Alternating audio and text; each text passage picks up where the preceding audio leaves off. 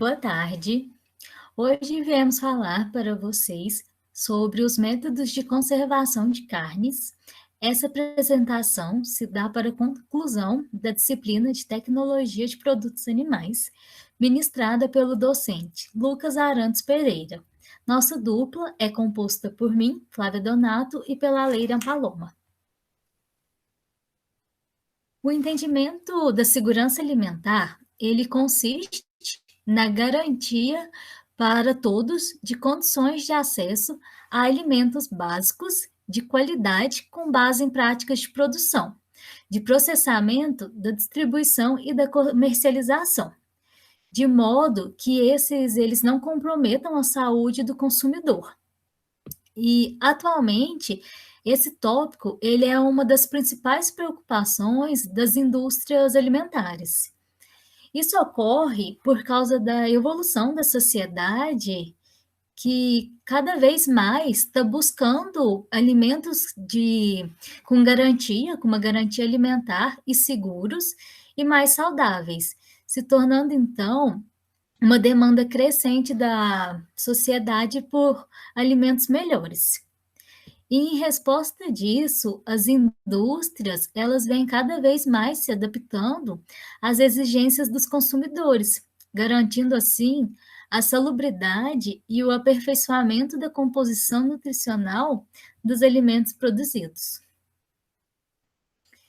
E quando diz respeito à vida útil do alimento, de um alimento processado, essa normalmente ela é determinada pela análise da degradação e da decomposição microbiana em função do tempo, de condições de armazenamento e do tratamento a qual o alimento foi submetido.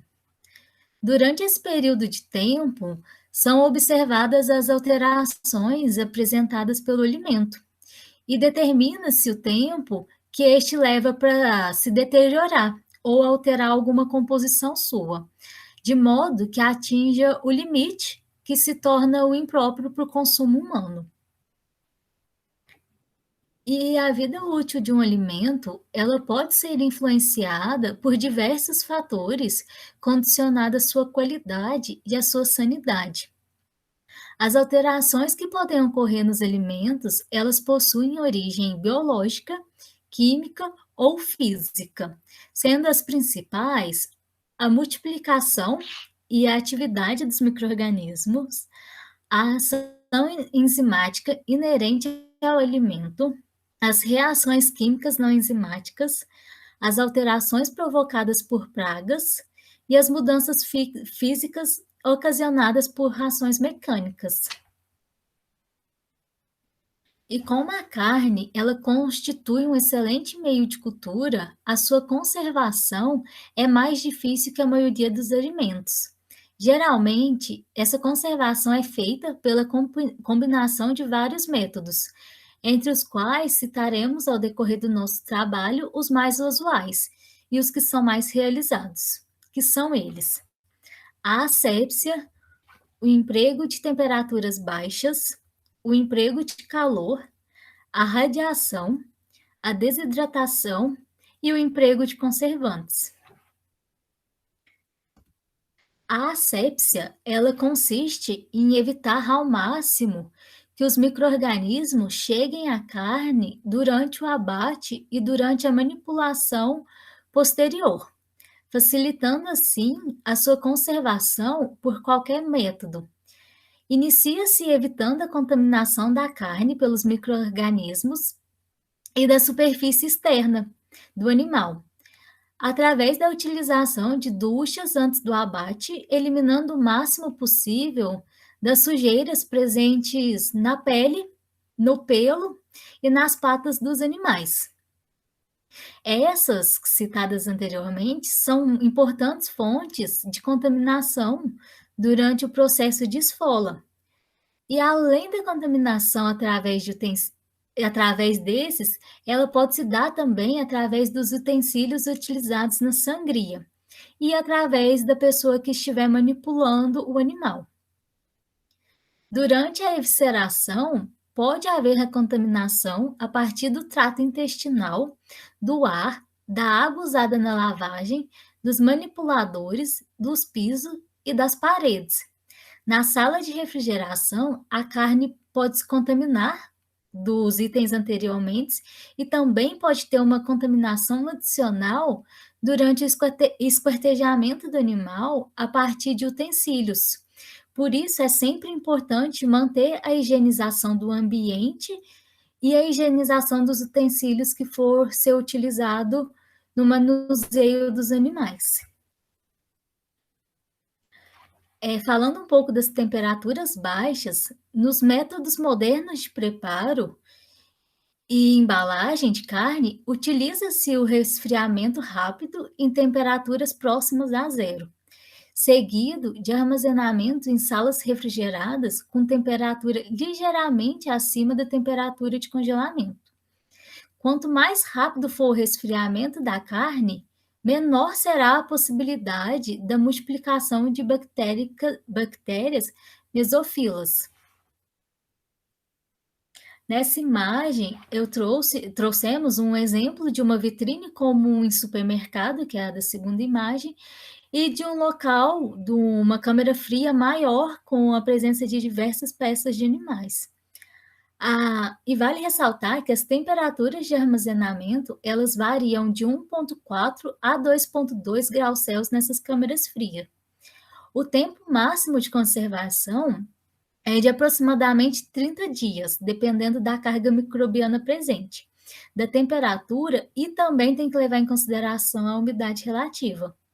É utilizada a adição do dióxido de carbono e do ozônio na atmosfera, que prolonga o período de armazenamento. No entanto, apesar de muitos estudos realizados sobre a preservação de carne com gás, tal método ainda não é muito utilizado numa escala industrial.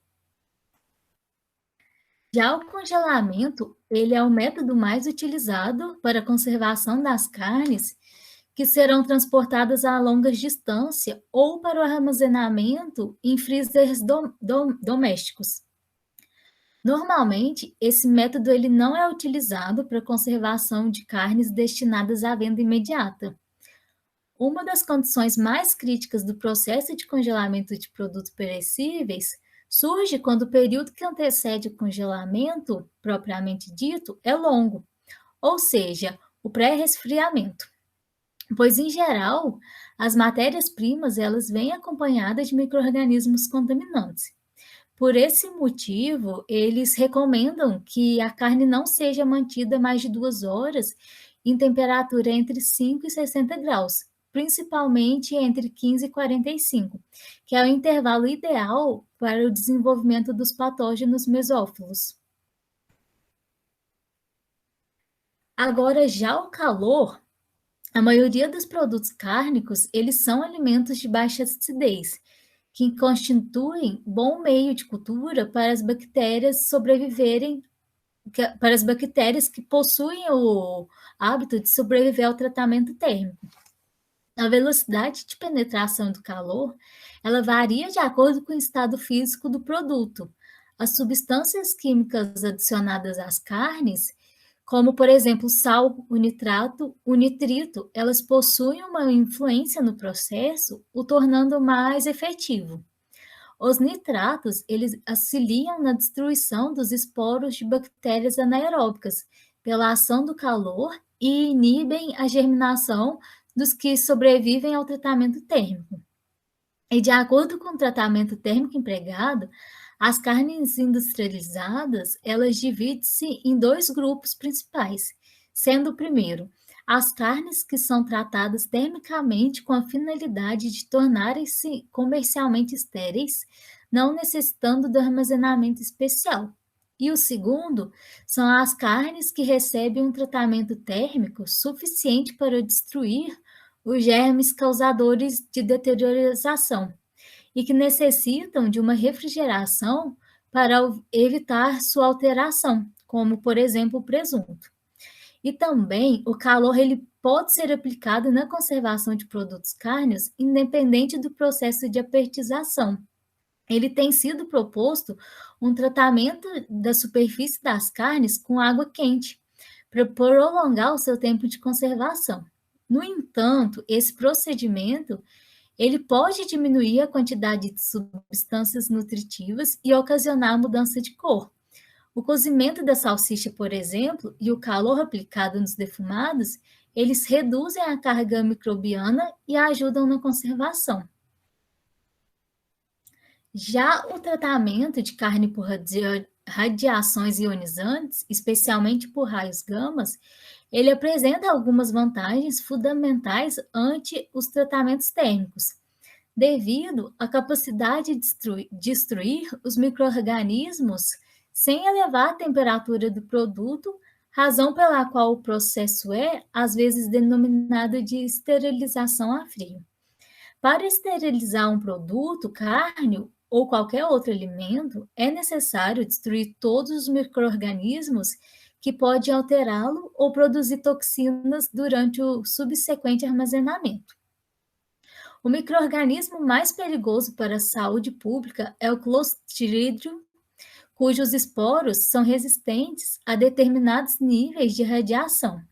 Se sobrevive em um produto cárneo irradiado, os esporos podem germinar, crescer e produzir uma toxina que ela é extremamente potente.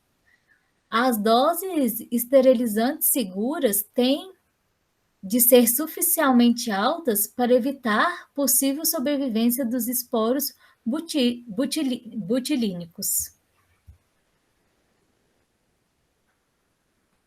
Já quando a gente pensa na desidratação da carne, esse é o método mais antigo de conservação e ele consiste em eliminar e reduzir a quantidade de água disponível em um alimento. Ela pode ser realizada de diversas maneiras. A gente pode eliminar a parte dessa água e os nutrientes hidrossolúveis, eles concentram-se na água residual que fica no alimento. E assim a gente evita um crescimento de micro-organismos deteriorantes e toxigênicos. A dessecação, ela pode ser associada a um processo de salga, defumação ou ainda adicionada de um processo de cura com nitrato ou nitrito, como a Flávia já disse. E antes da dessecação, existe a adição de lecitina, que é um antioxidante e ele é estabilizante da carne. O produto final, ele não necessita de refrigeração. A carne, ela é destinada à desidratação e ela deve ter uma boa qualidade microbiológica, sem apresentar quantidades apreciáveis de micro-organismos ou sabores e odores desagradáveis. E agora uma curiosidade que a gente trouxe para vocês, né? Vocês sabiam que existe a diferença na forma de desidratação das 3 carnes mais conhecidas e utilizadas por esse processo? Por exemplo, a carne seca, ela é a mais salgada das 3 e ela chega a possuir 15% de sal. Ela passa por um processo de desidratação mais longo comparado às outras e muito mais intenso. E as mantas de carne, elas são empilhadas em ambientes secos para desidratar e depois elas são levadas ao sol para terminar a cura. Já a carne de sol, que ela era produzida dessa forma, hoje em dia já não é necessário ser feita dessa maneira, a gente acrescenta uma camada fina de sal, né, no corte, então ele é colocado em um local coberto e bem ventilado para que seja secado. O tempo e a cura é muito mais rápido do que era utilizado antigamente, o que nos resulta numa carne mais úmida, macia e com menos teor de sal. Já a charque, a diferença dela para as outras é na quantidade de sal utilizada. Ela é bem mais salgada e ela fica com a textura bem mais firme. Ela é preparada com carnes possuem bastante gordura. E geralmente são os cortes dianteiros dos bois. As peças, elas são salgadas e levadas para descansar a um longo período. Então, basicamente, as 3 usam sal, né? Mas a diferença está na quantidade e na forma que elas são curadas. Já os conservantes, por definição, eles denominam-se conservantes todas as substâncias não consumidas normalmente como alimento e que são incorporadas a um produto alimentício com finalidade de aumentar a sua segurança e estabilidade ante aos micro-organismos. E a adição desses conservantes aos alimentos consumidos, em concentrações, eles devem ser feitos em concentrações aceitáveis, e eles promovem a inibição desses micro-organismos, até que sejam eliminados por volatilização, por degradação também, ou por um meio de interação química com outros componentes que tenham no ambiente. O outro processo de conservação é o processo de cura de produtos carnes. Essa prática ela é bastante tradicional e, basicamente, esse processo consiste na aplicação, através de várias técnicas de nitrito, nitrato, cloreto de sódio e até açúcar. Esses componentes, por uma ação combinada, eles exercem um efeito pronunciado nas características e estabilidade dos produtos carnes. Esses compostos, os nitritos, eles merecem um destaque especial quando são citados, porque eles são atribuídos e eles têm três principais funções, que são a estabilização da cor vermelha típica, né, da carne bovina, a melhoria das características organolépticas e principalmente a inibição da bactéria Clostridium botulinum. Entretanto, o emprego dessas substâncias como conservantes químicos nos alimentos, eles apresentam a inconveniência de reagirem com animais com aminas secundárias, né, formando nitrosaminas, que são, na sua maioria, cancerígenas.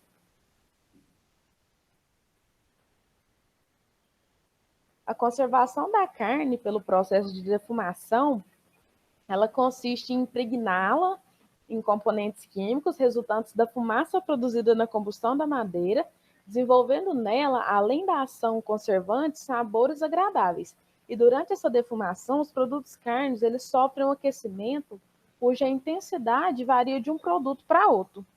Essa superfície defumada, ela se converte em uma barreira química e física e ela é bastante eficaz diante do crescimento e da penetração de alguns micro-organismos.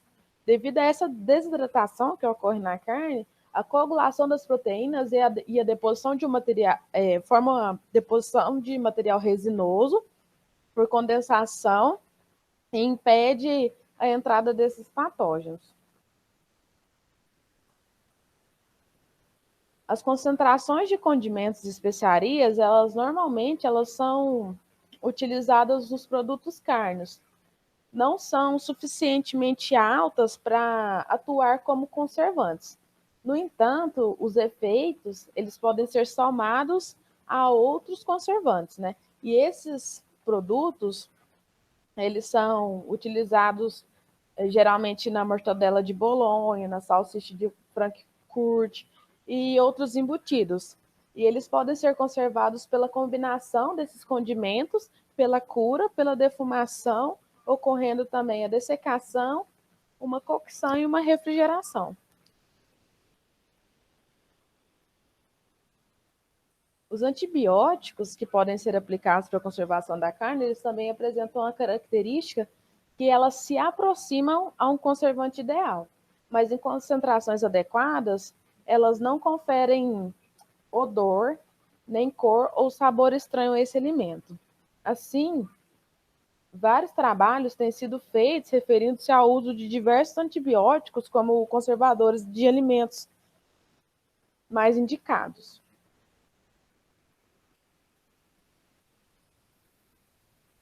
As embalagens utilizadas em carnes, elas também evitam a chegada de novas bactérias e elas têm uma influência direta no crescimento daquelas que já se encontravam nas carnes antes de serem embaladas. Essas embalagens, elas se diferem quanto à permeabilidade à água, ao oxigênio e a dióxido de carbono. E tem-se observado que as carnes apresentam uma menor vida útil quando envolvidas em embalagem menos permeáveis à água, e que as carnes frescas, elas se conservam melhor a sua coloração quando envolvidas em embalagens permeáveis ao oxigênio e sem o uso do vácuo. Por outro lado, a utilização do vácuo ela contribui para diminuir a multiplicação dos micro-organismos aeróbios e, sobretudo, os mofos, e reduz a velocidade de multiplicação do estafilococcus. e ainda estimula a multiplicação de bactérias produtoras de ácido lático. E agora as nossas considerações finais ao longo do trabalho, né? A gente observou que o desenvolvimento tecnológico alcançado no processo de conservação e manipulação de alimentos, ele tem contribuído de forma significativa para a manutenção da qualidade da carne e de seus derivados. Entretanto, é importante ressaltar que não é possível elaborar produtos finais de boa qualidade microbiológica se a matéria-prima utilizada não for também de boa qualidade. E esta, por sua vez, deve ser assegurada em toda a sua cadeia de produção.